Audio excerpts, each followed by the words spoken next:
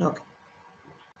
This is the general instruction for preparing balance sheet and profit and loss account. So this is you should know before preparing in company's balance sheet or profit and loss account. Okay.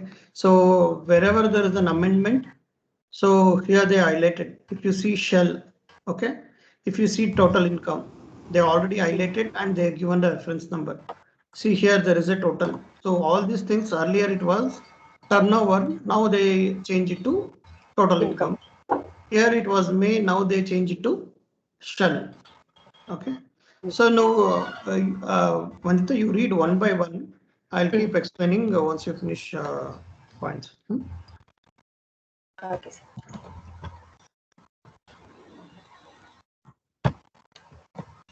No, Can you go to next slide? Or? No.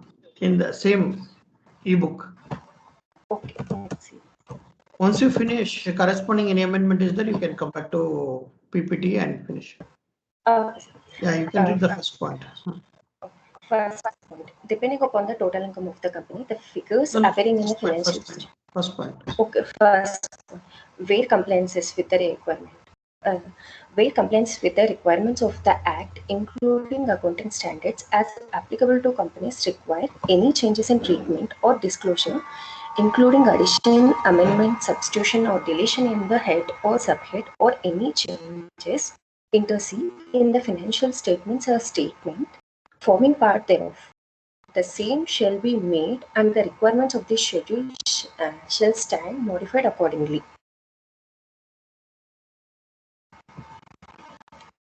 Can you give a second? So what does it mean? I'm not able to see properly. Okay. See, you have to maximize your screen. There is an option to focus. If you just focus, I think it will be visible. Okay. Yeah. Not your screen, the person's who see. Yours is fine. So there is an option focus. If you do the focus, it will be visible. Still, if you are not able to see, you can open in your screen itself. Okay.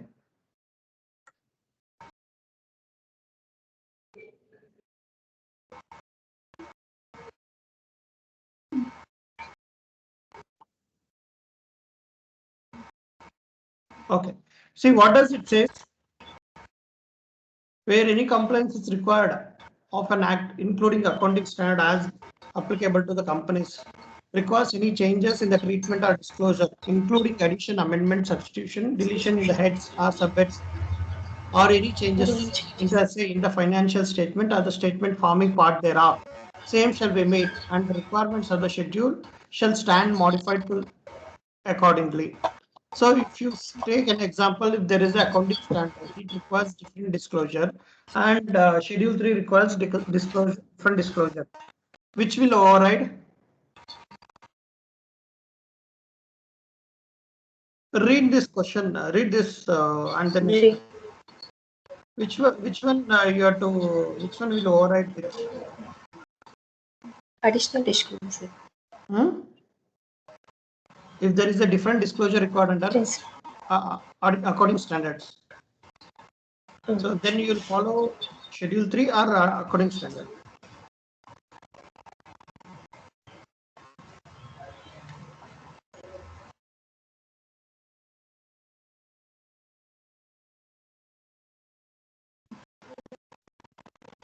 Hello. Yeah, anyone fast. Yes, sir. Yeah.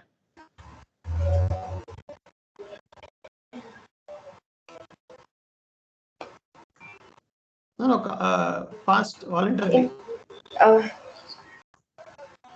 According standard will override or Schedule 3 will override? In schedule we can, sir. Huh?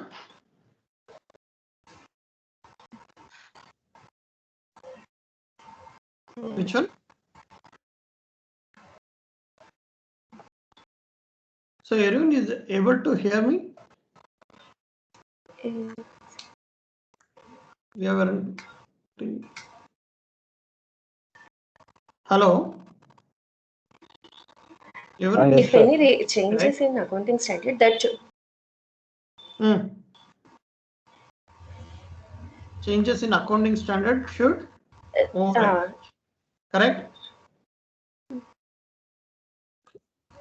See, what does it say?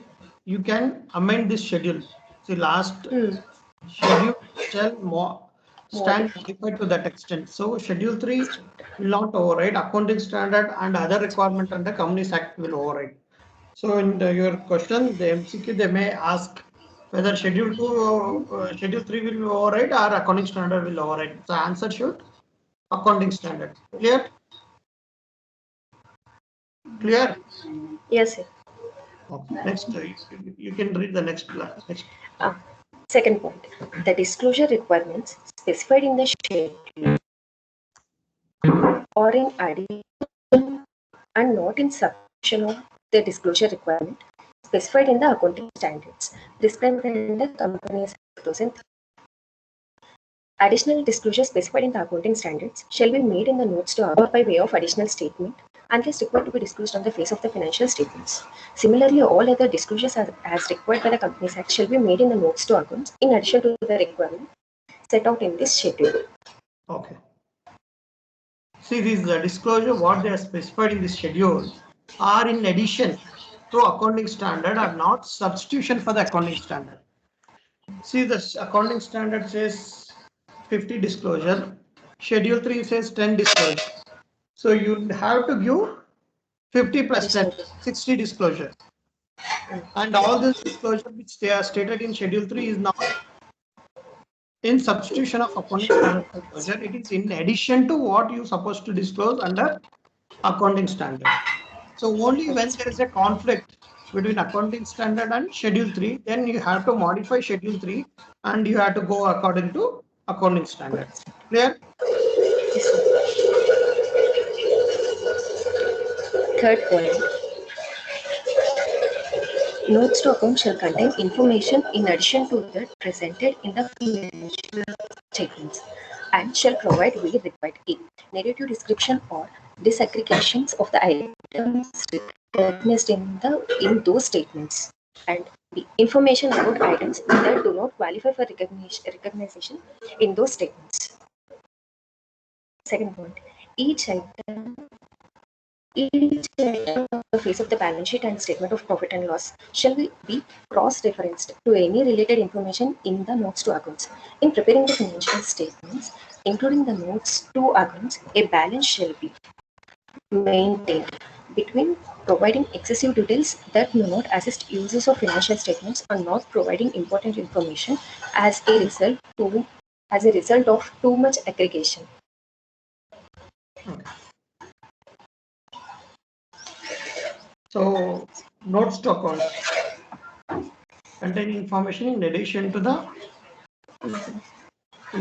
what they are presented in financial statements. Okay.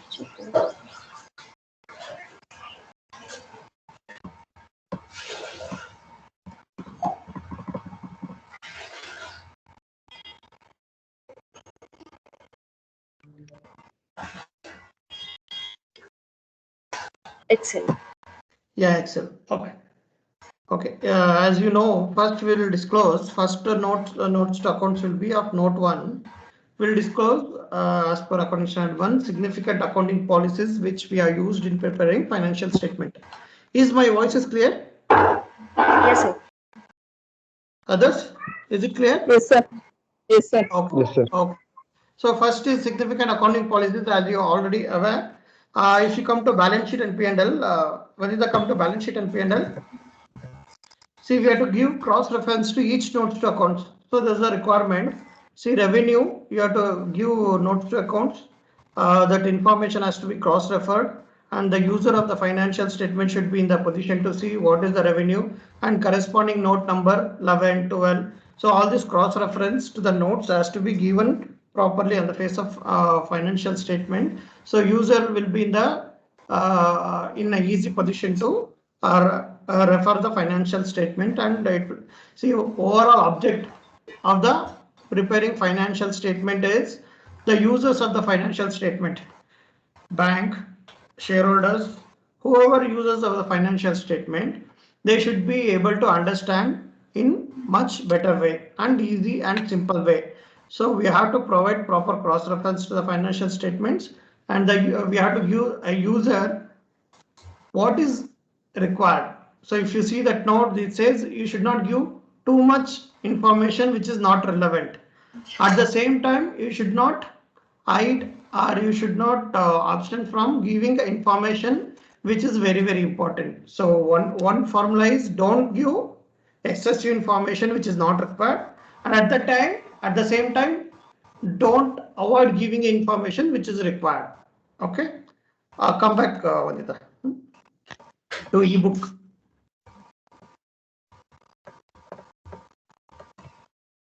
And again, we are recording this session, so if somebody has not attended, we can share to them. Yeah, next. Fourth point, depending upon the total income of the company, the figures appearing in the financial statement shall be rounded off as given below. Okay. If total income. Wait. See here, there is two important amendment. Okay. If you see, they are given in the bracket, right? One, depending upon the, earlier it was turnover, now it is total income. Okay. Earlier, rounding off was based on your turnover. If your turnover is so much, you have to do so much rounding off. 200s, lakhs, millions, billions was based on your turnover. Now what they have done, they have changed turnover to total income. Depending upon your total income, the company's figure appearing in the balance sheet shall be rounded off as below. Okay. Now one more very important amendment you have to notice is financial statement may has been replaced with the word shall. What is the, Kavya?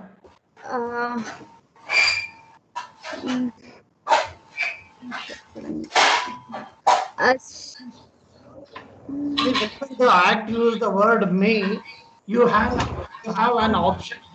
If you want, you can. but if the act uses the word shall, you have to do a round. Now, Kavya, pick yourself.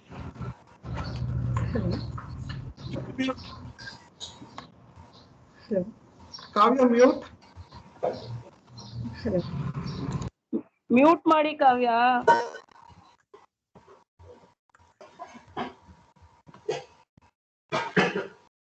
Hello.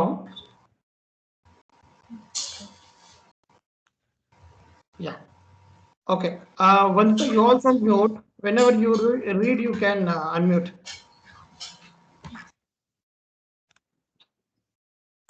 Okay. So as I was informing you that the act has changed the word from may to shall. Okay. So, and if you see the table has two parts, A and B. Less than 100 crore rupees and 100 crore or more. Okay. And the heading, if you see, it is the total income. If the company's total income is less than 100 crore, and what is the rounding off required, and if the turnover more than 100 crore, what is the rounding is required. Okay. If you see the right side rounding, okay. So if the less than 100 crore, then nearest to the 100,000 lakhs million decimal and thereof. And if it is the total income is more than 100 crore, then it should be nearest to the lakh. Million crores are decimal thereof. Okay. If we take a small company which has no turnover, okay. Earlier we used to give without any rounding off, right? We used to give actual figures, whatever the paid of capital 1 lakh and other things. Now from this year, can we do that? No, we can't do, because of the amendment which uses the word shall. Earlier we used to do actual basis because the schedule 3 was May. So May, because of May, the rounding of figures in the financial statement was optional. If you want, you could have done the rounding off, but from current year onwards, that is 2021 balance sheet, whichever you prepare, 2021 balance sheet from the year 2021, any balance sheet of a company you prepare, you have to use this rounding off formulas. Okay. So you take any balance sheet in our company, which we are going to prepare from now onwards, should have rounding off. See, if the majority of companies will fall in A category. So what is the option we have? To the nearest 100,000, lakh, billion and decimal. Okay, we from our company we will have one policy. We do rounding off to 100. Okay, for all companies, we will round off to 100. Okay, so you should ensure that all the balance sheet which you prepare should not be in rupees, it should be in hundreds. You have to rounding off those figures to 100. Next question, how we will do it? So we will not do it in each notes to account and other categories. What you need to do, once you export trial balance to the balance sheet, you need to have two columns next to that trial balance and do that rounding, divide by 100, make rounding with 2-digit. Clear? So we will divide a figure by 100. It will give to the rounding of to nearest 100 with 2 decimal. Clear? And you have to put a rounding of formula and you have to ensure that it is not more than 2-digit. Okay. Once you prepare this trial balance based on 100, then you need to link it to other notes. Okay, this is very, very important amendment which you should know, because each balance sheet should not be given in a regular amount. It should not be in rupees. It should be rounded up to nearest 100. This rounding has to be indicated on the face of P&L or balance sheet and the above, stating that round off to 100. Okay, this has to be clearly indicated so that the reader will come to know that all these figures are rounded off to 100 rupees. Okay, so one of the takeaway from this session important is, from this year onwards, whatever balance sheet you prepare, you should round off to 100. So we follow uniformly for all balance sheets. We'll do round off to 100. For 1,000 lakhs, we'll not do that. We'll standard uniformly will follow round off to 100. Clear? Okay. So there is one more point too. Once the unit of measurement is used, it should be used uniformly in the financial statement. What does it indicate? So it is not only for a balance sheet P&L, and it should be used even for notes to accounts and uniformly. Okay. Whatever figure you give in the financial statement, it should be of rounded up to 100. In one place you should not give full value and another place rounding up to 100. All this confusion should not be created to the reader of the financial statement. You have to use this uniformly throughout financial statement. Okay. And again, you have to use some logic and brain. It is only for the figures or amounts what you indicate. Same rounding up, don't use for number of shares, quantities. No, it is only for amount. Okay, whatever rupees you indicate, and not for the quantities of shares and other things.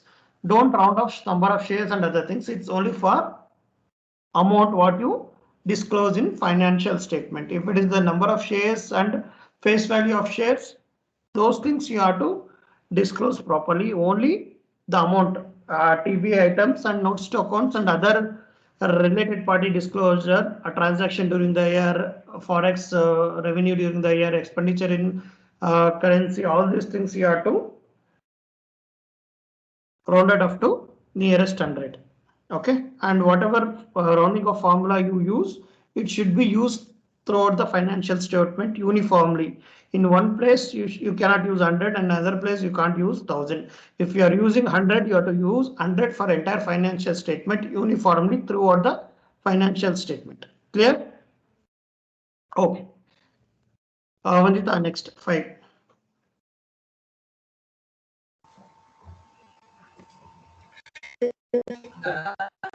Except in the case of first financial statements laid before the company after its incorporation, the corresponding amounts, comparatives, for the immediately preceding reporting period for all items shown in the financial statements, including notes, shall also be given.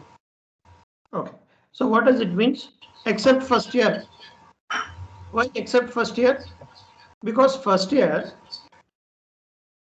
you will not have comparative. What is comparative? So any financial statement you prepare should have a comparables. What is comparables? Along with the current year, what is last year? Current year turnover so much. What is last year turnover? Current year income so much. What is last year? Current year gross profit so much. What is last year? So there is a requirement of comparables. This comparables gives a lot of meaningful information to the readers. Okay. So you may be seeing at the time of financials, preparation of financial statement, I always see last year you have done so much, it is showing so much expenditure, current year it is showing so much of expenditure. Majority of time you do a mistake in respect of groupings. So particular expenditure, printing and stationery, current year you group it under office expenditure. Last year you would have grouped under miscellaneous expenditure. So grouping. So always I see the articles whenever they do this prepare financial statement, they do a lot of mistake in respect of grouping. So what you have to do, you have to group uniformly throughout the financial statement because of financial years, because it gives a wrong impression to the reader of financial statements. Whenever you prepare, you step into the shoes of reader. Okay, whenever you prepare 3CD or GST audit report, steps to the shoes of officer. As an officer, how you will see this? If you disclose this as an officer, how you will see this? How you will read this? When you are preparing a company's financial statement, you steps into the shoes of a shareholders. You steps into the shoes of a bank.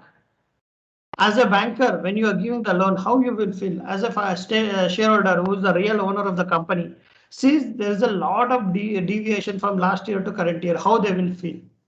Okay, so you step through the shoes of a reader of financial statement, and then you think, then you will give a lot of value addition to the work what you do. Okay, in this case, what in the point what I'm saying, comparables are very important. See, Companies Act requires comparables. So if you open any financial statement, Vanita, you open financial statement, if you see in the each financial statement, we are giving comparables. That is 31st March 2020, previous year 31st March 2020. How much was the turnover in the last year? How much was the turnover in the current year? Okay. See, and the down you have written amounts in rupees. Okay. That will undergo a change. This has to be amounts in hundreds. Okay. It has to be to the nearest 100. Clear? So except for the first year you can't give the comparables because the first year of the operation. Except for the first year, any subsequent year you should have clear comparables for disclosing financial statement. Next, Avanita. So anyone has any doubt, you can unmute your mic and you can speak.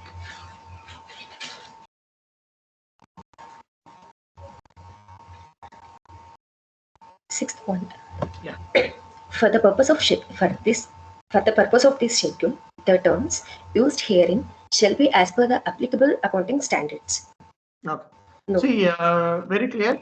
In this schedule, if you used any words like current, non-current, deferred tax liability, what they use the terms in the this schedule, that is the same meaning as they are given in accounting standard. Clear? Next. Notes. This part of the schedule sets out the minimum requirement for disclosure of on the face of balance sheet and the statement of P&L, herein referred to as financial statements, for the purpose of this schedule, and notes. Line items, subline items, and subtotals shall be presented as an addition or a substitution on the face of the financial statements when such preparation is relevant to an understanding of the company's financial position or performance, or to cater to industry sector specific disclosure requirements, or when required for compliance with the amendment to the Companies Act or under the accounting standards. Okay. Schedules. So in your exam, you'll get one more multiple choice question. Schedule 3 disclosure. Option 1 is the minimum disclosure. Option 2, maximum. Both of the above, none of the above. So which is the right answer?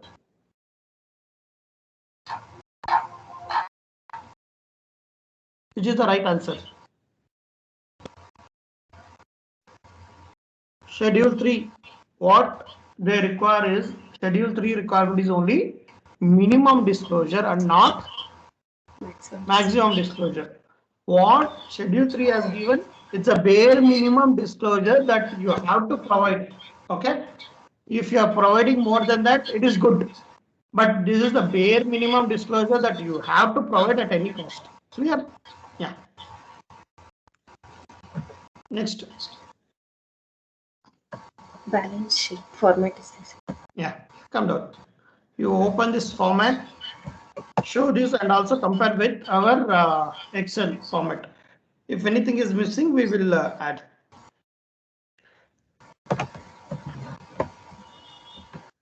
Equities and liabilities. Yeah, come down. See what is required first. Heading balance sheet that has to be provided. Then name of the company is required. Then balance sheet date. Balance sheet as on is required. Then right side top you see there is a rupees in that has to be provided. Henceforth you have to say rupees in hundreds. Okay. Then you come down.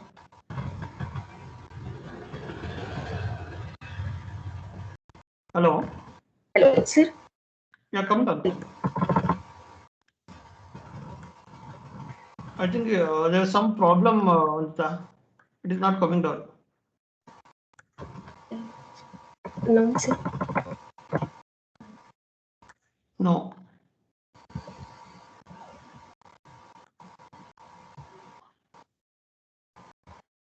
Okay. Wait, I'll only share.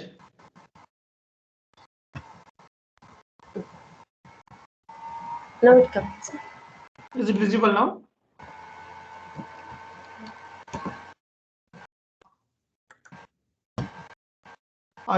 Stop sharing, Vanita. I'll only share. Oh, okay, sir.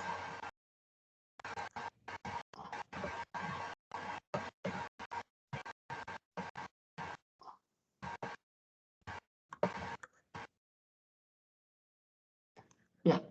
Okay. Is it visible now? Hello. Hello. Is it visible now? Yes, sir. Yeah, Yes, sir. now it's coming, sir. Yeah. Yeah. You see the columns.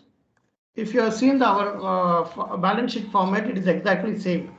One is particulars, note number. What is this note number? This is the reference. Avantha, you can mute.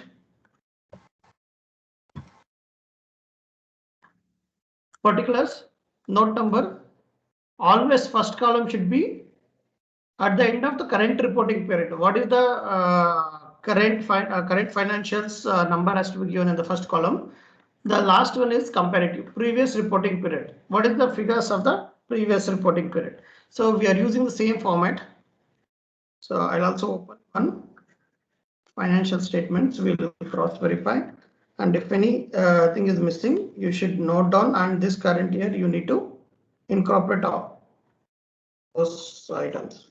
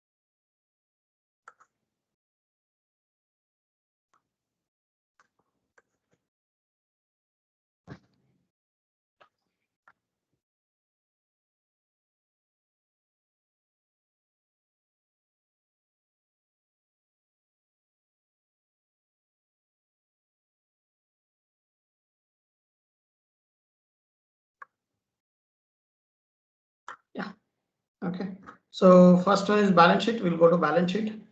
Okay, so company name.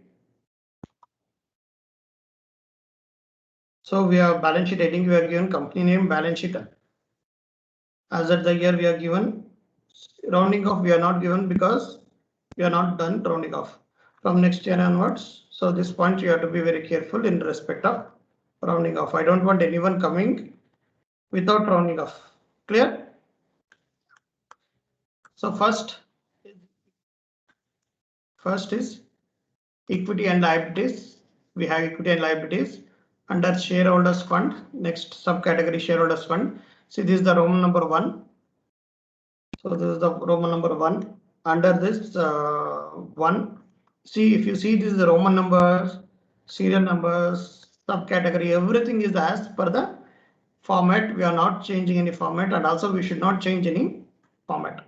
Next is shareholders capital uses some surplus money received against share warrant. So everything is as per format, and we have to give reference to corresponding notes, because if you go further, there is a disclosure notes to accounts. What are the things you need to disclose? We also see that. Next, shareholder share application pending for allotment. Then current. We'll also see what is current, what is non-current. That is long-term deferred, other long-term liabilities, long-term provisions, same thing. Then current liabilities. Then in current liabilities, 1 short-term borrowing. Okay. Short-term borrowing, it's matching. Then trade payable. So if you see, it is written in red. That means there is an amendment in this place. Correct? What we are showing? We are showing trade payable only one line item. Okay. So all these things are requires amendment in the next financial year. What is trade payable? We are say trade payable, but from the next year onwards, in the trade payable on the face of itself, on the face of financial statement, this due to MSME outstanding creditors other than MSME, we used to give in notes to accounts. Do you remember? If you go to trade payables, schedule 5, we used to give due to MSMEs other, where we used to give in notes to accounts. But from the next financial year, it should not be in notes to accounts. It should be on the face. This is the face of our balance sheet. It should be on the face of balance sheet. Clear? This is the another amendment. You have to be very careful. So I am just marking as a red, so that next year there should not be any difference in this. Next, C and D, other current liabilities and short-term provision. Clear? There is no change. Next, assets, non-current asset. First, second one, A, plant, property and equipment and intangible asset. So what we used to do, we used to say plant, property and equipment. You may get surprised. Current year itself, they have changed the property, plant and equipment. How come we already changed in our financial statement in 1920? Okay. One of the point we read and earlier is, if there is a change in accounting standards, then to the extent of that you can modify schedule 3. So we have already modified schedule 3 when the accounting standard 10 got changed. Plant, property, equipment, we have changed our financial statement to plant, property and equipment. Clear? So now one heading you need to change, because it is not just plant, property and equipment. Plant, property, equipment and intangible asset has to be added. Okay. First category will be property, plant, equipment, and second will be intangible. Third will be capital work in progress. Fourth will be intangible asset under development. So this phase of the balance sheet has to be exactly matching. So we have some differences has to be. Next, non-current deferred deferred tax asset, non-current deferred tax. That is okay. So earlier it was B, now it is non-current B. It is correct, right? Yeah, non-current deferred tax, long-term, other current asset. So there is no change in this part. So we have a change in this part, we have a change in this part, we have a change in this part. Okay. Other current asset, we don't have any changes. Current investment, inventory, trade receivable, cash and cash equivalent, short-term loans and advances, other current asset. Okay. See accompanying notes to the financial statement. Okay. So this is the phase of balance sheet we have discussed. Now we'll go each point by point. Okay. First instruction to the balance sheet. Asset shall be classified as current when it is satisfy any of the following criteria. Okay. So when you prepare a balance sheet, you never used to use your brain, or you never read this schedule 3. You used to do on some random basis. Then we had a session, and when schedule 3 was introduced, and then we took some sessions like this, and we trained. What we trained, how to classify an asset between current and non-current. Correct? When we give you a trial balance, there can be some mistakes which accountant would have done in tally.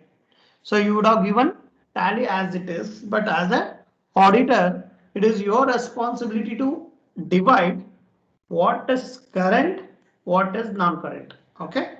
So if you see under asset, one is the one of the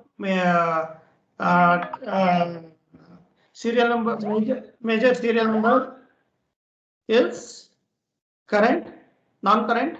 Second one is current. Okay. So entire asset is divided first under current category and non-current. So non-current and current. First entire asset has to be divided between current and non-current. Now this this instruction is telling you how you need to divide an item between a current and a non-current. Okay. First, A, B, C, D. We have 4 points. If it is satisfy all of this,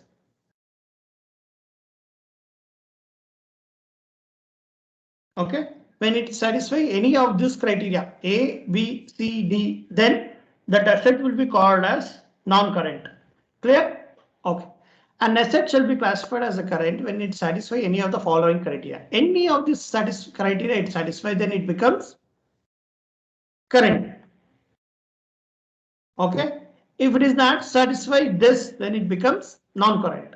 Okay. We'll see what is this 4 item, which is the basis for classifying an asset into current or non-current. Okay. So if satisfy, you see the word, it satisfy any of the following criteria and not all the criteria below. So if they say any of the criteria below, in out of this 1, 2, 3, 4, if satisfy any one, then it becomes current. Otherwise, it becomes non-current. Clear? First, it is expected to realize, or it is intended to for a sale or consumption in the company's normal operating cycle. Okay. First one, it is expected to realize in or is intended for a sale or consumption in the company's normal operating cycle. What is the operating cycle of a company? If you take a business, manufacturing company, the operating cycle will be buying raw material, converting into the finished goods, selling the finished goods, then it becomes a debtor, then realizing. Okay. So once the company's operating cycle is buying raw material, converting to finished goods, then that finished goods it becomes a debtor, then debtors becomes bank balance. So to do this, it is called operating cycle. Okay. So if it is intended, okay, so you have to split this. The expected to realize in the company's operating cycle. 1, it is expected to realize in company's operating cycle. 1 point. So what is that? If you have anything with you, if you are able to realize within the company's operating cycle, then it is current. Then it is intended for sale or consumption in in the company's normal operating cycle. We'll go here. You see here current investment. So if the investments, the life is less than current operating cycle, then it is current. Otherwise, it is non-current. Inventory. Inventory is intended for sale and it is get converted or get realized within the company's normal operating cycle. So it is a current. Trade receivable get received within the company's operating cycle, then it is a receivable. Okay. Then cash and bank is already in liquid form, so it has to be in current. So other will be under non-current. And again the question comes, can trade receivable be non-current? Can trade receivable be non-current?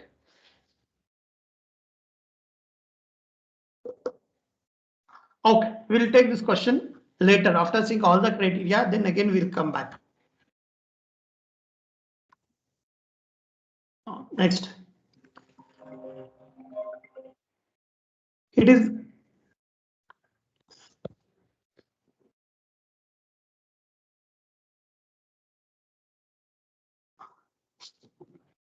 next, it is held primarily for the purpose of being trade. Okay, if you have any stock for the purpose of trading and if you have purchased those stock, then it always be current. It is expected to realize within the 12 months after the reporting period. It is expected to be realized within 12 months after the reporting date. Okay. If some capital or some investment which is not expected to realize within 12 months after the reporting date. What is reporting date? Reporting date is 31st March 2021. After the reporting date, 12 months, that is within 12 months, that is within 31st March 2022. If some investment is made and it is not expected to realize within 12 months, then it should be a non-current. If it is realizing within 12 months, then it should be reporting, should be current.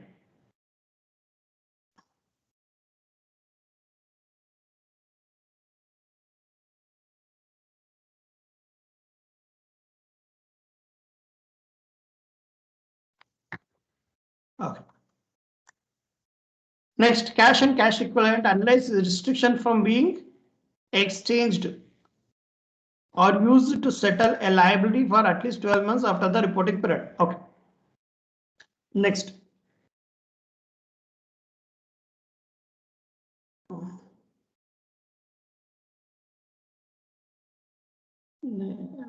Okay.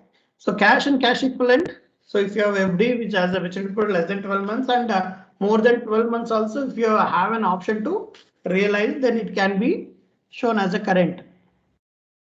But if you have some restriction,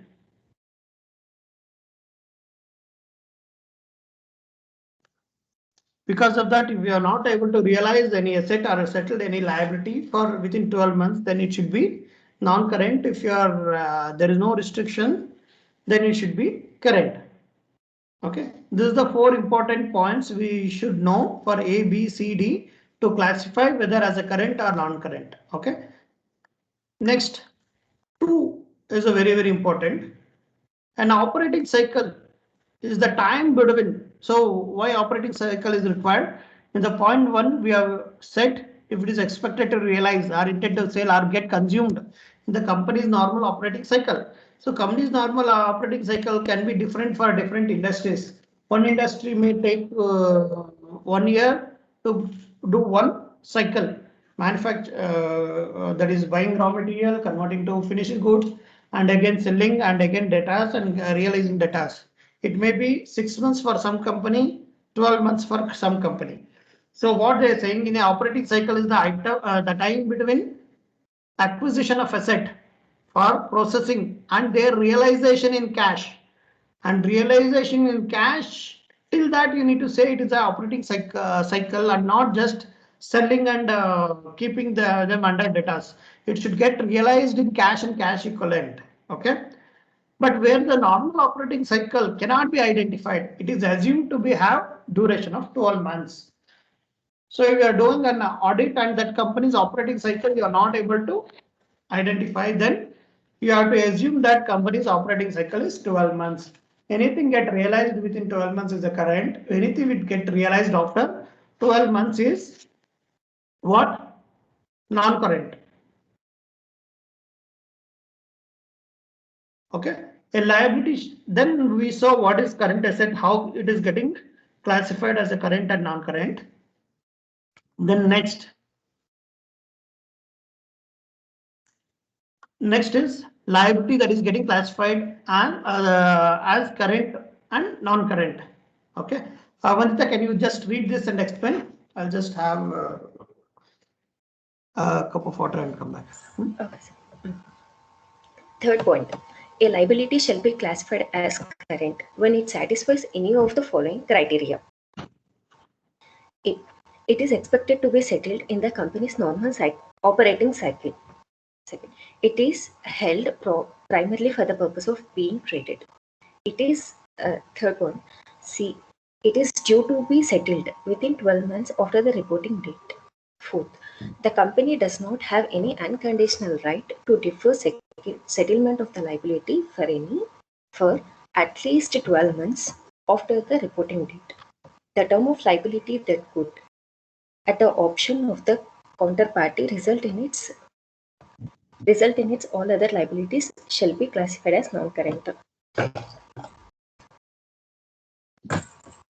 First point, it is expected to be settled in the company's normal operating cycle. If it is expected to be paid within the operating cycle, then it is current liability. So we can assume operating cycle 12 months.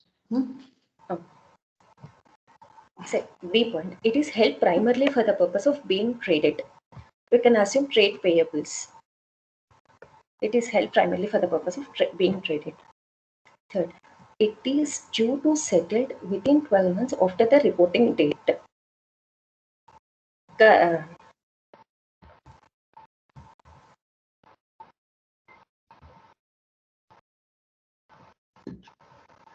Fourth, the company does not have any unconditional. Wait.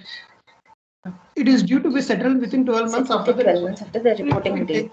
So take an example of a term loan. Okay. Yeah, you have taken a term loan of for a 5 years, 1 crore. Okay, this 1 crore has to be paid within 5 years. Okay. So in the normal case, now the banking system operates in EMIs. Every month, the company has to pay EMI. Okay. This obligation has different settlement dates. Because it is a 5-year, in this current, in this next 12 months after the reporting period, next 12 months, there is some obligation to be settled, correct?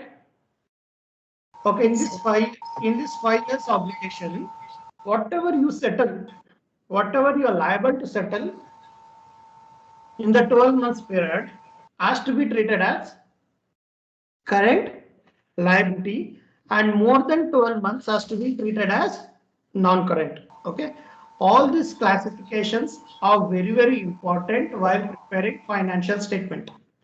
Why I am saying now we need to, apart from this disclosure, we need to give a lot of ratio analysis from current year onwards. To give all this ratio analysis, this classification is very, very important.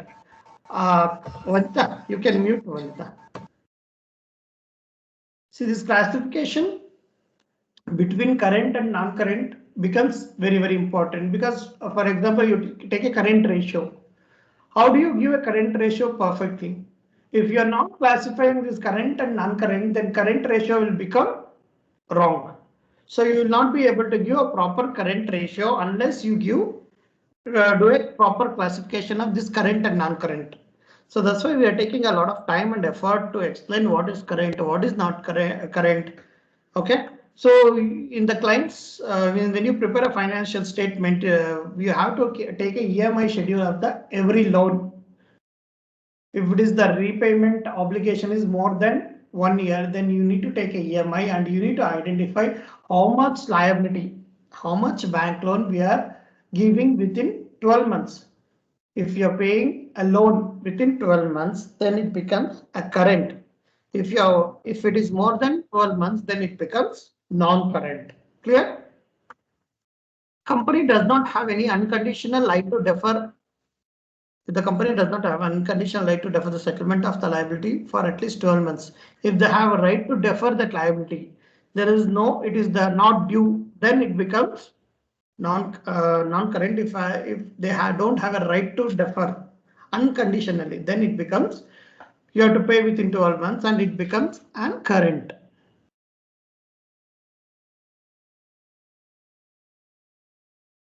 Okay.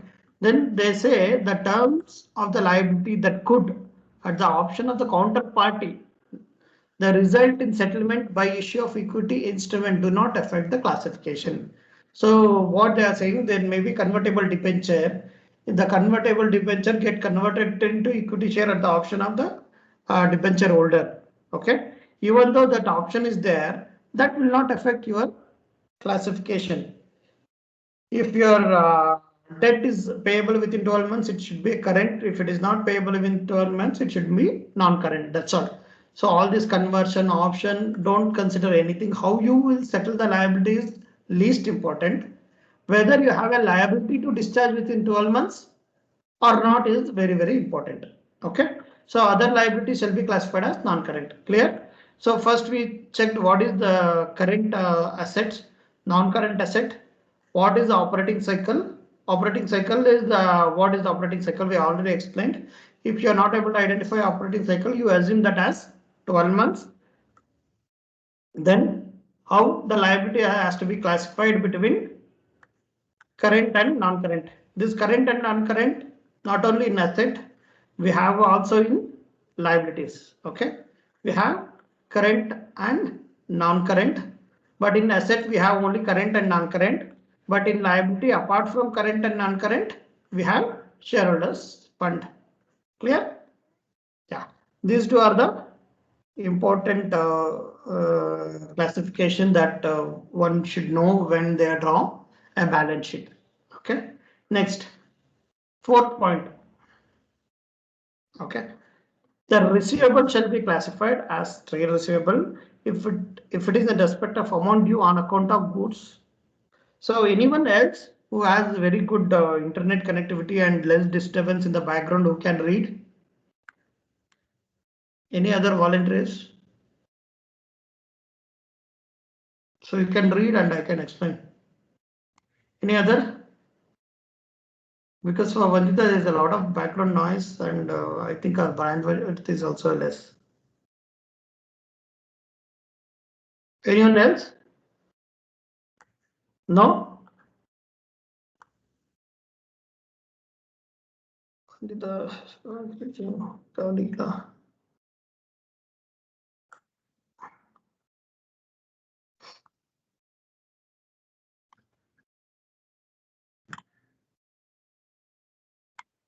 Okay.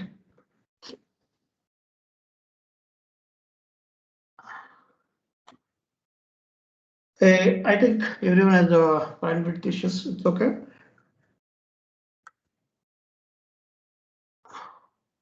Hello.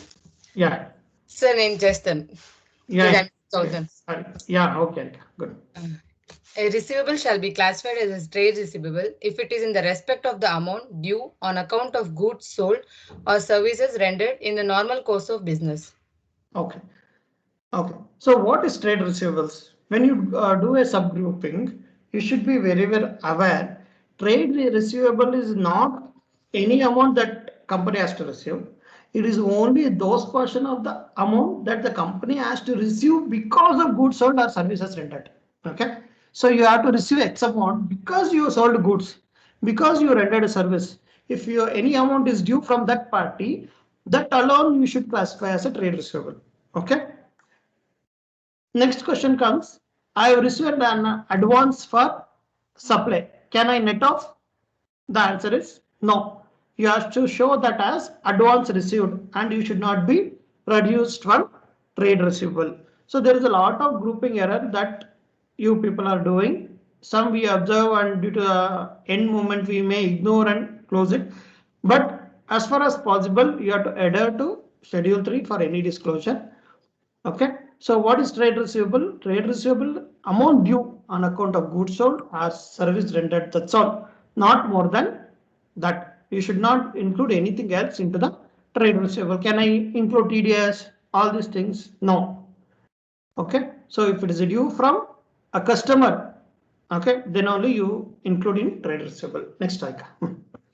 A payable shall be classified as a trade payable if it is in respect of the amount due on account of goods purchased or services rendered in the normal course of business. Okay. Next question comes, what is trade payable? Okay. Trade receivable, you rendered supplied goods or rendered services, anything received from them is a trade receivable. What is trade payable? Anything you purchase for a goods or service received in the normal course of business. So here one important thing I need to clarify. So it is not only a trade payable for goods, it can be even for expense. So if you see the wording exactly here, a trade payable if it is in respect of amount due on account of goods purchased or service received in the normal course of business. Okay. Some one has an notion that, for example, a trading company. So trade payable includes only a goods purchased for sale, nothing else, like audit fees, salary payable, or stationery purchased. So any amount due to a supplier of service or goods is a trade payable. Need not be the person who supplies trading goods. It can be even a person who supplies services. Canteen, person who supplies canteen, the person who supplies stationery. So even that means in a clear and easy terms, if I have to say creditor for goods, creditor for expenses, everything is included in trade payable. Trade payable can be subclassified as trade payable for goods, trade payable for expenses. Clear? Next. A company shall disclose the following in the notes to accounts. Okay, so first what we finished. First we finished the phase of balance sheet. How you need to prepare a balance sheet. We finished. Then what is the Roman number 1 equity? What is includes? Then current, non-current liabilities we finished. Asset we finished, and this we finished. Then now we are entering to notes. Share capital. There is one specific notes. That is note number 2. Now in these notes, so if you see in this category, the notes in relation to equity shares is up to 2A, 2B and 2C. Okay. So we have 2A, 2B and 2C, and we will see what is the requirement as per schedule 3 and whether we are satisfying all the requirements or anything is due, we'll see. Yeah. Share capital. For each class of share capital, different classes of preference shares to be treated separately. The number and amount of shares authorized. Okay.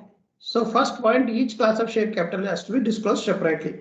So here is the disclosure. We have only equity share capital, so we have shown only equity share capital. If they have preference share capital, then you have to show preference share capital. Okay.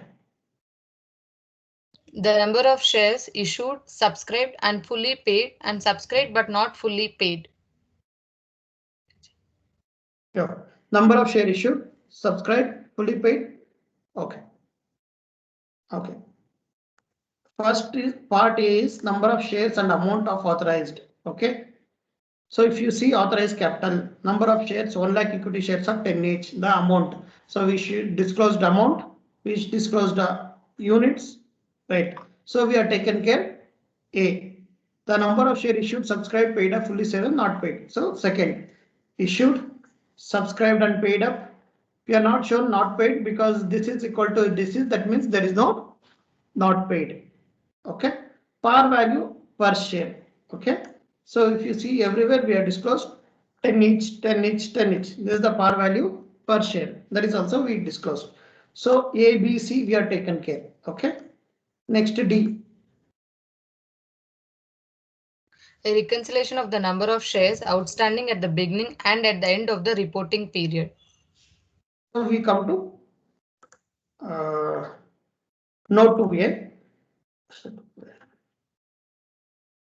What we are shown, share outstanding at the beginning of the year, shares issued during the year, less share brought buyback during the year, share outstanding during the year.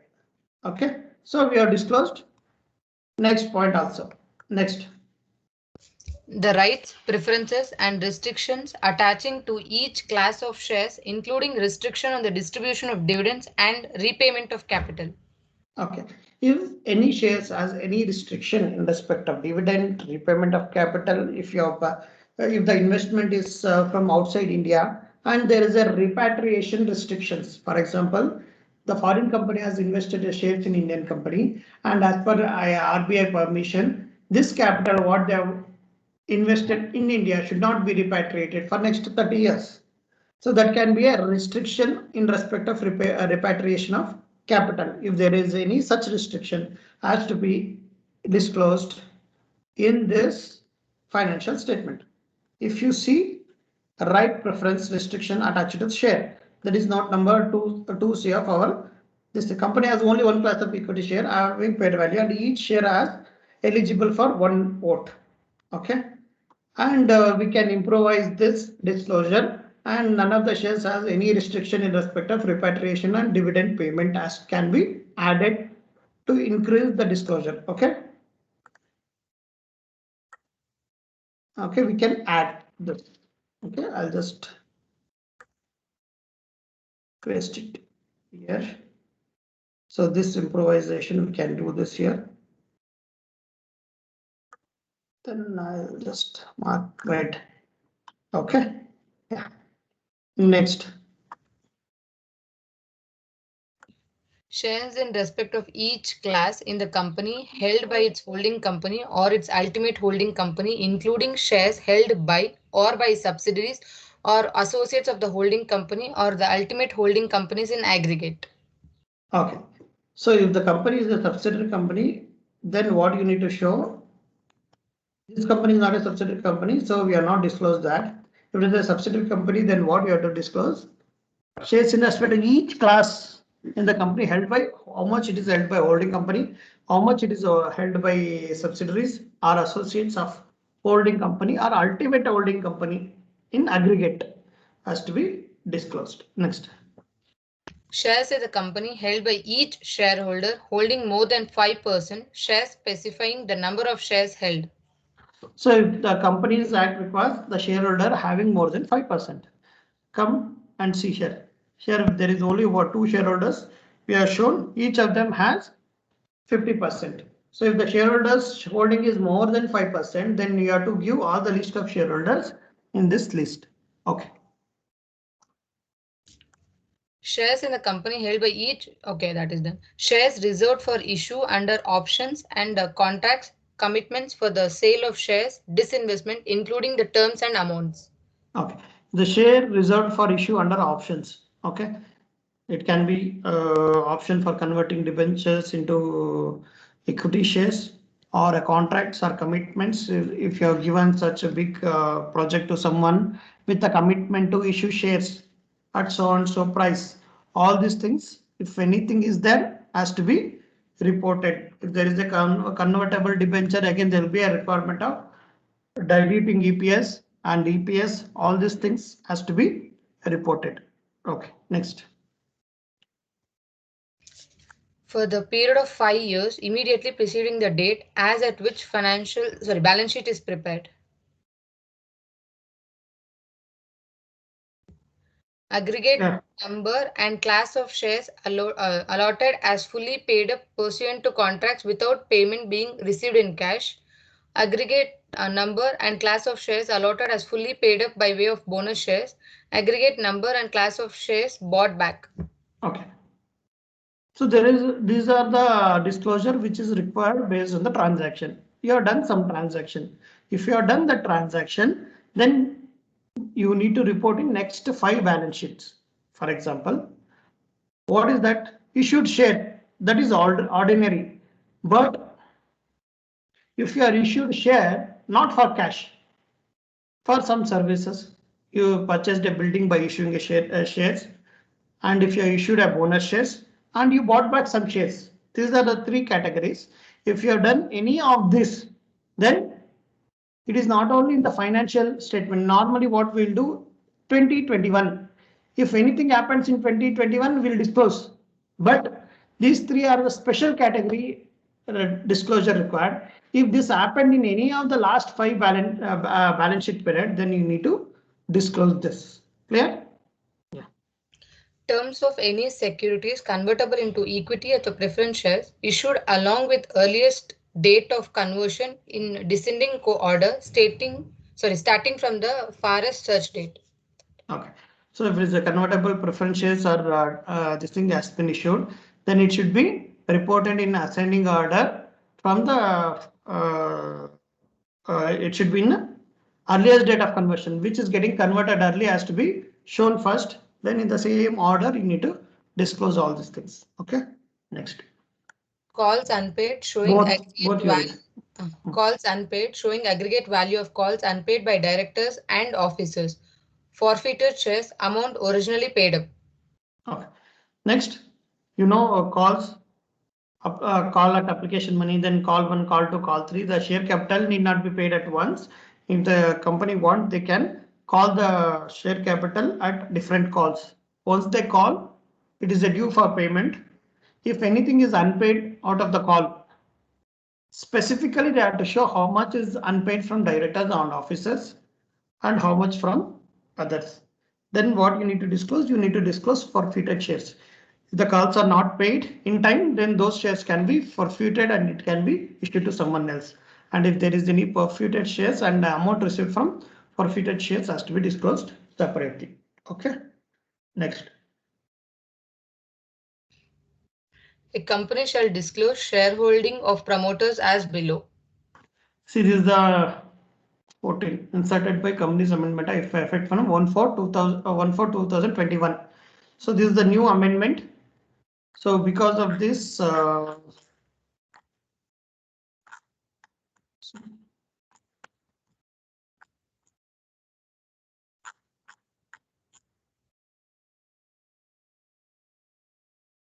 yeah. So this is the new amendment. So this we don't have in our balance sheet. This has to be inserted this year. Okay. What is this? The company shall disclose shareholding of the promoter as below. Okay. Apart from what we disclosed, they want us to disclose what is the shareholding of the promoter. Okay. Shares held by the promoter at the end of the financial year. Promoter name, number of shares, percentage of shares. Okay. So promoter means the promoter as defined under Companies Act. Details shall be given separately for each class of shares. Percentage shall be computed with respect to the to the number at the beginning of the financial year if issued during the year for the first time, then with respect to the date of issue. Okay. So percentage of shareholding, how much? First change during the year. Okay, held by the promoter at the end of the year. Change during the year. So change during the year, what they are saying, you have to compare based on beginning of the financial year. Okay, how much is the percentage of share held by the beginning of the year and what is the end of the year? If there is any change, percentage change during the year has to be disclosed. Even if it is a 0, you need to say it is 0 change during the promoters. And one of the important aspect which should know who is promoter. Okay.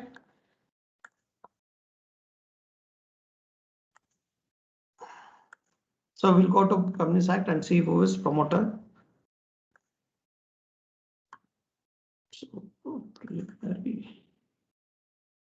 So definitions.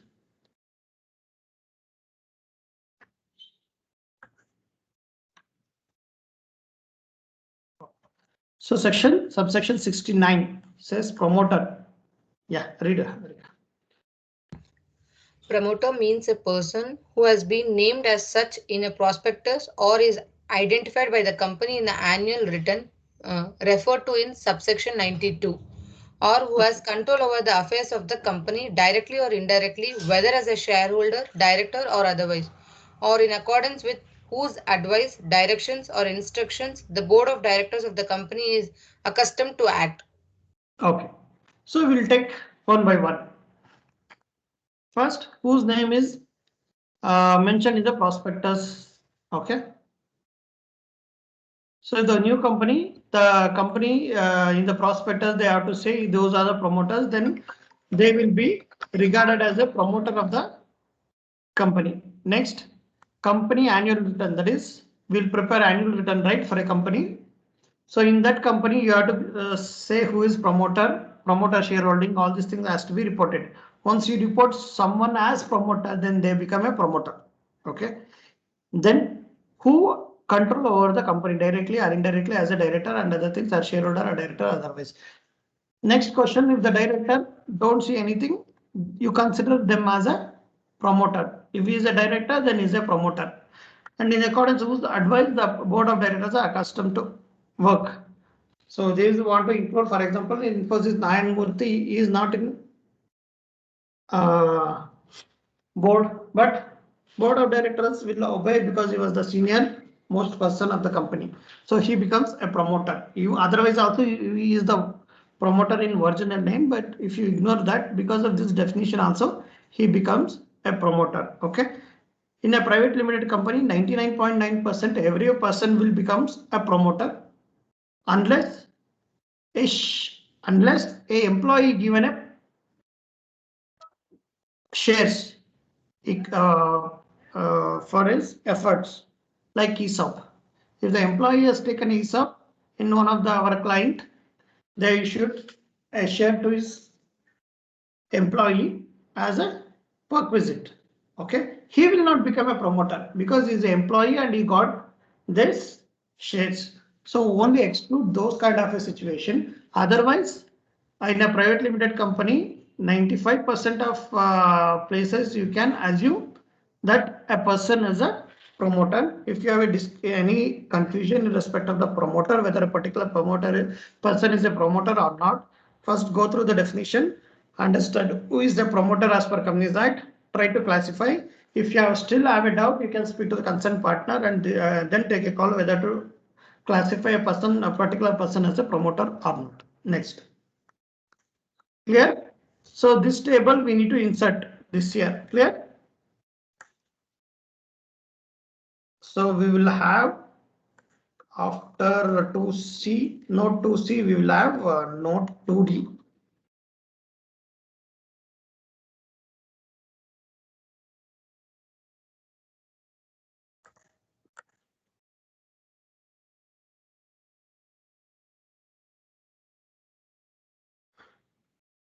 Okay, later it can be properly reclassified.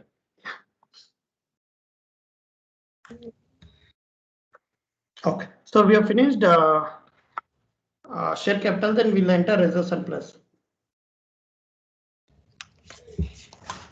మొత్తం reserves and surplus complete గా చదవనా sir? No. G వరకు చదవండి. Yeah, up to G you read. Reserves and surplus. Reserves and surplus shall be classified as capital reserves, capital redemption reserve, securities premium omitted, debenture redemption reserve, revaluation reserve, share options outstanding account, other reserve. Specify the nature and purpose of each reserve and the amount in respect thereof. Okay. So first, reserves and surplus has to be classified as below. Capital reserve, if you have kept for some capital use, capital redemption reserve under Act if it is required, security premium, then you have to show that, debenture redemption reserve, revaluation reserve, share option outstanding account, other reserve. Okay, if it is other reserve, you have to specify what is that other reserve, then the normal one is surplus. Okay, yeah, next. Surplus, that is Yeah, balance. you can read full. Okay. Surplus, that is balance in statement of profit and loss, disclosing allocations, appropriations such as dividend, bonus shares, transfer to and from reserves, etc. Additions and deductions since last balance sheet to be shown under each of the specified heads. A reserve specifically presented by earmarked investments shall be termed as a fund. Debit balance of statement of profit and loss shall be shown as a negative figure under the head surplus. Similarly, the balance of reserves and surplus after adjusting negative balance of surplus, if any, shall be shown under the head reserves and surplus, even if the resulting figure is in negative. Okay, so you may be knowing before this schedule 3, the loss we used to show under liability, correct? Sorry, under asset as a debit balance. The loss we used to show in the asset as a debit balance, but after schedule 3, debit balance in the profit and loss account cannot be shown in the asset side. It has to be shown in liability side in the negative figure. Okay. Then again, the requirement, if you see surplus in for profit and loss account has to be rearranged like this. Opening balance, last year balance has to be shown plus transfer from reserves to less proposed dividend, less interim dividend, depreciation adjustment with respect to surplus balance that is from some years, and then balance close here. So all this balance sheet you read and do work is based on Act or Schedule 3 or some other reference. So you should understand the source, because why we are doing all these things. If you know the source, you can work better. Okay. So results and surplus, all this debit balance we are taking care. No results and surplus, no issues. Then long-term borrowings. Okay. Long-term borrowings. Long-term borrowing shall be classified as bonds and debentures, term loans from banks, from other parties, deferred payment liabilities, deposits, loans and advances from related parties, long-term maturities of finance lease obligations, other loans and advances, specified nature. Borrower shall further be subclassified as a secured and unsecured. Nature or security shall be specified separately in each case. Where loans have been guaranteed by directors or others, the aggregate amounts of such loans under each head shall be disclosed. Bonds and the debentures along with rate of interest, particulars of redemption, conversion as the case may be, shall be stated in descending order of maturity or conversion starting from further redemption or conversion date as the case may be. Where bonds or debentures are redeemable by installment, the date of maturity for this purpose must be revoked as the date on which the first installment becomes due. Where are you? Which point? Up to 5 you have finished, is it? Harika? Yes, sir. Okay. Okay. So long-term borrowings we have on the face of balance sheet. So we have long-term borrowings. Okay. So we understood what is the disclosure, what is the notes to account which is required for share capital, what is the notes to account required for reserves and surplus. Now we are trying to understand what is the notes to accounts and disclosure required for long-term borrowings. Okay. So long-term borrowings shall be classified as follow. Okay. First is bonds and debentures. Second is term loans. Term loan, you see, this is a small alphabet and this is big alphabet. That what does it mean? This term loan again subdivided into two categories, from bank, from others. Clear? Next, deferred payment liability. Okay, if the liability is there, that liability you need not be paid within 12 months. That is called deferred payment liability. You have purchased some big machinery with the terms that you will pay that amount of machinery after 2 years. So it is called deferred payment liability. Then if you have some deposits, then from public deposits, a private limited company cannot take. If they are listed company, if they are taken, then you can disclose deposits, loans and advances from related parties. So under the long-term borrowings, loans and advances, if the obligation, what is the terms and condition between the related parties is important. If the related party has stated that you need not repay within 12 months, then it becomes non-current. If has to be repaid within 12 months, it becomes current. Okay. Long-term maturity of financial lease the obligation. So you're given some building or something for a lease, and you have taken an advance, and the maturity of that lease is more than 12 months. If anything getting matured within 12 months, it should be within in current. Other loans and advances, please specify my nature. You have to specify the nature and you have to. Okay. Then next category, the point 1 long-term loans we have finished. Next, borrowing. Okay. In the long-term borrowings,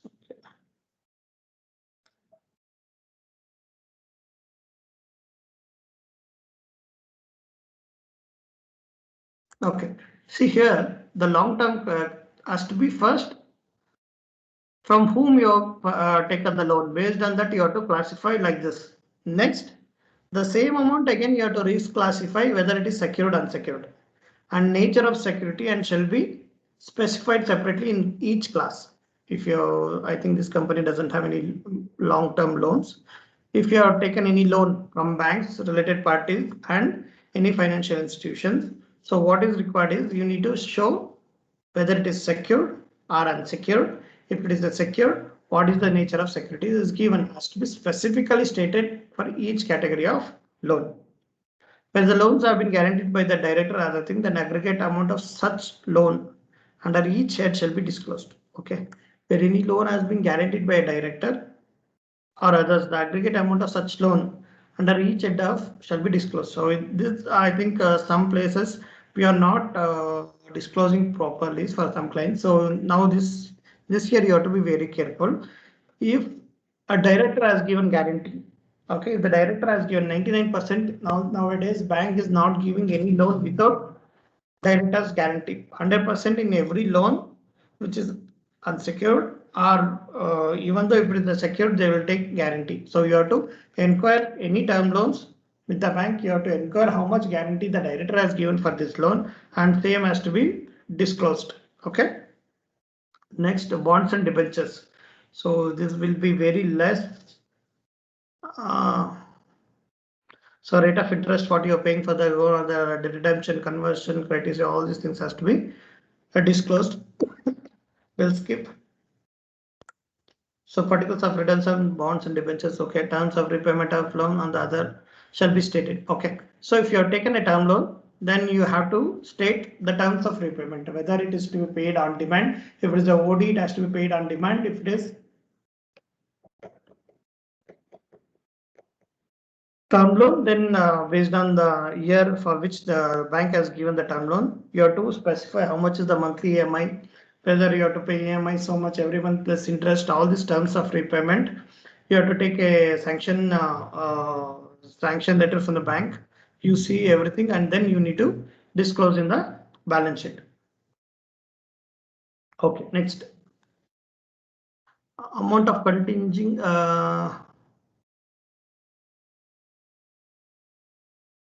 Okay. Period amount continuing default as on the balance sheet. If you repay, if you are not done repayment, if there is any default, even for 1 month something, you need to disclose. So this EMI was due that has been not paid in time. So same has to be disclosed. Okay. This is very, very important. See, majority of these banks and other financial institutions who are lending loans, they are majorly relying upon the audit what we have done and the certificate what we have given. So we have to be very careful and ensure that all those the required has to be given, so that company will be the banks and other financial institution will be the better position to decide on the loan, eligible loan and other terms to the company. Next, Harika. Others natures, like Yeah. other loan long-term liabilities. Yeah. Other long-term liabilities shall be classified as trade payables. Others long-term provisions, the amount shall be classified as provision for employee benefits. Others specify nature. Okay. So what is next? We have, after the borrowing, deferred tax anymore, it is taken care in the next term. Other long-term liabilities.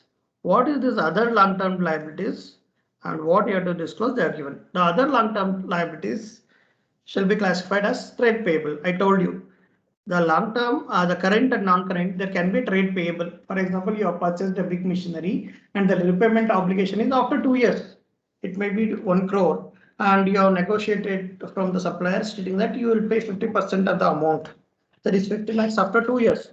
So it becomes long term. So trade payable need not be in current, even though majority times the trade payable will be in current, but sometimes the trade payable can be non-current. So one is trade payable, next is other. Okay. Next, long-term provision. You may create provision for employee benefits or some other provisions. Same should be disclosed here. Okay. So, and again, income tax and other provision will not come here because those are short. Because within September, you need to file the return and you need to pay that liability. So income tax provision cannot be long term because we are seeing only long term provision. So one of the important long term provision that comes is because of accounting standard 15 employee provisions. If you have employees as per accounting standard 15 employee obligations, so there are some kind of employee obligation where we are taken actuarial valuation.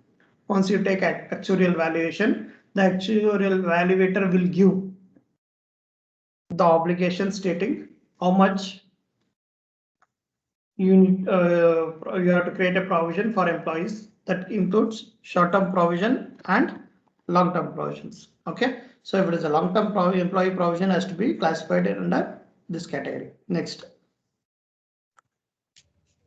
short-term borrowings. Short-term borrowings. Short-term borrowings can be classified as loans repayable on demand from banks from other parties, loans and advances from related parties, deposits, other loans and advances, specified nature. Borrowing shall further be subclassified as secured, unsecured. Nature of security shall be specified separately in each case. Where loans have been guaranteed by directors or others, the aggregate amount of such loan under each head shall be disclosed. Period and amount of default as on the balance sheet date in repayment of loans and interest shall be specified separately in each case. Okay.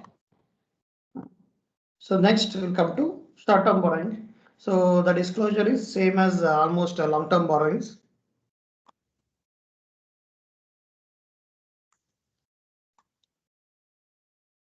So what we have to disclose? So from related parties, the unrelated parties. First is short-term borrowing.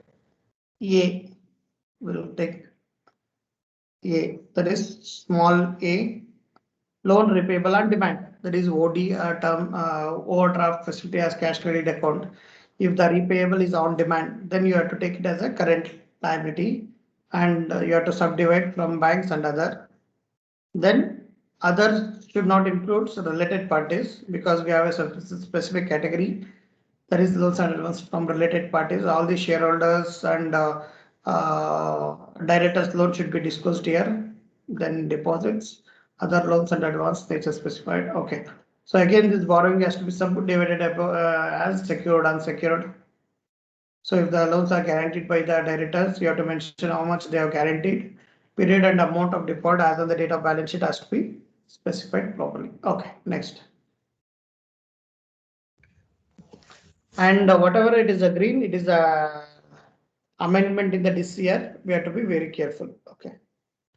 Trade payables. Because earlier things we already taken care in the format, but current year wherever there is an amendment, we need to ensure to add this. Okay. Trade payables. The following details relating to micro, small, medium enterprises shall be disclosed in the notes. The principal amount and interest due thereon to be shown separately, remaining unpaid to any supplier at end of the accounting year. The amount of interest paid by the buyer in terms of section 16 of the Micro, Small and Medium Enterprises Development Act 2006, along with the amount of payment made to the supplier beyond the appointed date during each accounting year. The amount of interest due and payable for the period of delay in making payment which has been paid but beyond the appointed date during the year but without adding the interest specified under the Micro, Small, Medium Enterprises Development Act 2006. The amount of interest accrued and remaining unpaid at the end of each accounting year and the amount of further interest remaining due and payable even in the succeeding years until such date when the interest dues above are actually paid to the small enterprise for the purpose of disallowance of a deductible expenditure under Section 23 of the Micro, Small, Medium Enterprise Development Act 2006. Explanation: the term appointed date, buyer, enterprise, micro enterprise, small enterprise, and supplier shall have the same meaning assigned to those under clauses B, D, E, H, M, N, respectively, of sections 2 of the Micro, Small, Medium Enterprise Development Act 2006. Okay. So under trade payable, there is one more biggest obligation that has to be done. One, trade payable. If you come here, we used to say due to small and medium, how much other. That's all was the earlier disclosure. Now this has been shifted to face of the balance sheet. Okay, and here in the notes, what we have to disclose? Point number 1, principal amount and the interest due thereon shown separately. How much principal, how much interest is due to SME. See, under MSME Act, the obligation for each business concerned to send an email or send a communication and take a registration certificate and identify, and you have to take a list of trade payables, and in the each list of trade payables the company is obligated to list out which is registered in MSME, which is not registered in MSME. Which are registered MSME, you have to make the payment within 45 days of billing. Once they are rendered the service or send the goods, within 45 days you need to make the payment to the MSME. If you have not made the payment, whether you have a separate contract for payment of interest or not, you are compulsorily required to pay interest to them, and the interest what you have paid to them is not allowed as a deduction under Income Tax Act. So this is the basic provision. Based on this basic provision, they require, and the Companies Act requires us to disclose what is the principal amount due to MSME, how much is the interest due to them, and how much interest paid, how much interest paid, but which is not paid. Okay, how much is paid after appointed, that is 45 days or whatever, and how much they paid without adding interest. Without interest, how much they paid. Okay, then how much is the interest accrued and remaining unpaid at the end of the financial year. The amount of further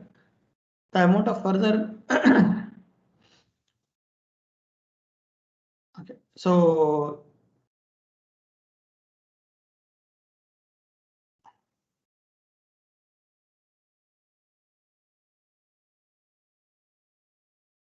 okay.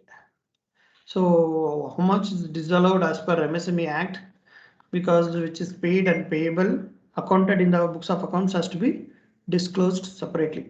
Okay, next question comes, if the client has not listed out their trade payables as MSME, other than MSME, what to do? Okay, so as an auditor, it is our obligation to qualify, stating that this information, this is the requirement under Companies Act, but due to the lack of information, same has not been disclosed. Okay, this qualification compulsory has to be given. So any disclosure, anything which is less disclosed as per the requirement of Companies Act, it has to be disclosed. If it is not disclosed properly, same has to be qualified in our same has to be qualified in our audit report. Okay. Also here you can mention due to non-availability of information has not been provided herewith, and company is in the process of collecting information in respect of MSME. Hence, this disclosure is not provided, has to be stated specifically in the balance sheet, and you have to qualify, because if they are not already stated the fact in notes to accounts, instead of qualifying, you can bring this into the emphasis of matter paragraph. Next. So this is also new addition. Yeah. The following aging schedule shall be given for trade payables due for payment. Trade payables aging schedule. Format sir. Yeah. See, this is the aging schedules. See, earlier we used to say only due to MSME, other than MSME, but now you can't just say MSME, non-MSME. How much is due for MSME? Less than 1 year, 1 to 2 years, 2 to 3 years, more than 3 years total. So this total should match to our this thing. So again, MSME, how much is MSME? Other, in that other, how much is disputed, how much is not disputed. Okay, so you may think this is a very small disclosure. Even though it is a very small disclosure, it has a lot of ramifications for a companies. Because if you see acceptance of deposit rules, there is a lot of restriction in they also say if some creditors not paid more than 365 days, not due to the dispute. It can be regarded as dispute, or it can be regarded as deposits.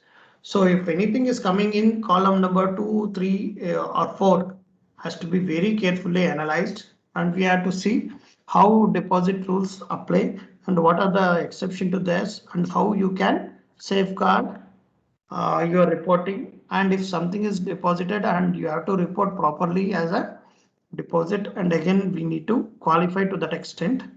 So you have to bring this fact to the partner concerned before finalizing these facts. Okay, next. So all these greens are amended thing. Now we are other current liability. Now we are in other current liabilities. Other current liabilities, the amount shall be classified as omitted. Current maturities of No, you finance. need not classify as omitted. Huh? You need not classify as omitted. It is entry is omitted. Okay. Current maturities of finance lease obligations, interest accrued but not due on borrowings, interest accrued and due on borrowings, income received in advance, unpaid dividend, application money received for allotment of securities and due for refund and interest accrued thereon. Share application money includes advances towards allotment of share capital. The terms and conditions, including the number of shares proposed to be issued, the amount of premium, if any, and the period before which shares shall be allotted shall be disclosed. It shall also be disclosed whether the company has sufficient authorized capital to cover the share capital amount resulting from allotment of shares out of such share application money. Further, the period for which the share application money has been pending beyond the period for allotment as mentioned in the document inviting application for shares along with the reason for such share application money being pending shall be disclosed. Share application money not exceeding the issued capital and to the extent not refundable shall be shown under the head equity, and share application money to the extent refundable, that is the amount in excess of subscription or in case the requirement of minimum subscription are not met, shall be separately shown under other current liabilities. Okay. So share application money, where you need to show. When you can show it is under equity portion, when you have to show under other current liability. When you don't have sufficient authorized capital, will you have to refund those application money, then you have to show under current liability. Otherwise, you have to show under equity share capital. Then we'll take other disclosures. So other current liabilities, then maturity of finance lease obligation, interest accrued but not due on the borrowings. So interest accrued but due on borrowings, which is repayable within 12 months because you have to disclose in current. Then unpaid dividend, then unpaid maturity of the interest accrued, then unpaid matured debenture interest accrued thereon, other payables. Okay, so short-term provision, employee provision, other provision includes income tax and other things which you have to pay within the 1 year. So these are the other liability under which you need to properly add other current liabilities, statutory dues, rent and other things we are disclosing here. But you have to ensure that it has to be properly rearranged under the broad head of current maturity and other payable. You have to give an nature because our other payable is not there properly, so we are giving. And you have to avoid showing names. You should not show names the way we are shown. And it is also wrong classification because salaries and other things should be shown as professional tax. These are the trade payable and not other current liabilities, as I already explained you. Trade payable includes trade payable for expenses and also for goods. So these are the wrong classification. You have to correct it next time. So we have took a lot of time. Okay. So how the session is going? You are interested or getting bored? Or you are able to learn something new? Because we have only finished liability side, still we have asset. Then again we have a profit and loss account. I think today we will take another 15-20 minutes and then we will balance. We take it in the next session. So you're able to learn something new. Is it interesting?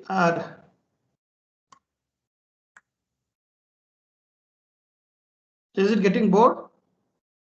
Are you able to hear? Yes, sir. It is interesting. Others? Hello. Huh. So I have doubts. Yeah, Leela. The amendments అన్ని financial year 2021 కి relating us applicable అవుతుంది sir. Yes. For the year 2021, the balance sheet that you prepare in the current year, you should ensure all these amendments. Means with effect from 1st April 2021 అని ఉంది కదా. Huh. So with effect from 1st April 2021, any balance sheet you draw, it should be as per this. Okay. From 1st April 21, which balance sheet you draw? So that is when you sign, board of directors will sign in September 2nd or 3rd. So on that day, what is the law for preparing balance sheets? Okay. Yeah, this. So you need to follow this. And auditor report కూడా కొన్ని changes వచ్చాయి. Auditor report they deferred for 1 year. Auditor report and maintenance of books of accounts, which requires audit trail and other things to be embedded in accounting software. That 2 notification which they have given, they have extended the applicability by 1 year. So all these 2 is applicable from 1st April 2022. But schedule 3 disclosure is applicable even current year. Yes. Okay. Anyone, any other doubt?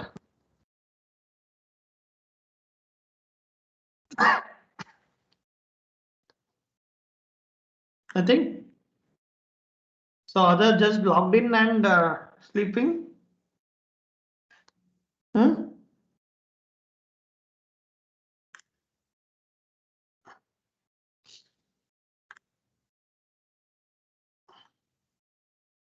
Okay. Shall we continue? Okay. We'll just go to asset side. Anyone else want to read? Anyone else apart from Harika? No one? Okay. Harika? Yes, sir. We'll continue with asset. We have scheduled up to 12 o'clock, right? 10:30 to 12. Okay. Because we have a due dates and other works, we'll do one thing. We will log off for the day because again tomorrow we have GSTR1 and other due dates. We'll log off for the day and we'll continue in the next session. I think it is also need for the day. Instead of waiting till next Saturday, we'll try to catch up any day during the weekday in the morning, 9:30 or something, for at least 1 hour. In 1 or 2 days, I think we can complete, because this has to be taken care with this current financial year. Okay, thank you. Vandita, I'm very sorry because there was a lot of disturbance from your side and it was not audible properly. So because of that, I asked Harika to read. I know you have done a lot of preparation. It's okay, sir. Yeah. And next, but I'll give you a 15 minutes. In your PPT, you can just run through anything which I have not covered, we will cover. I'll just stop sharing my screen. Okay. You can just share and run through your PPT and explain if anything which I have not covered. If anything is there, we'll just and we'll cover it. Okay, sir. Okay. Only to the extent of liability side. Okay, sir. Okay. Asset side, we'll take it in next session.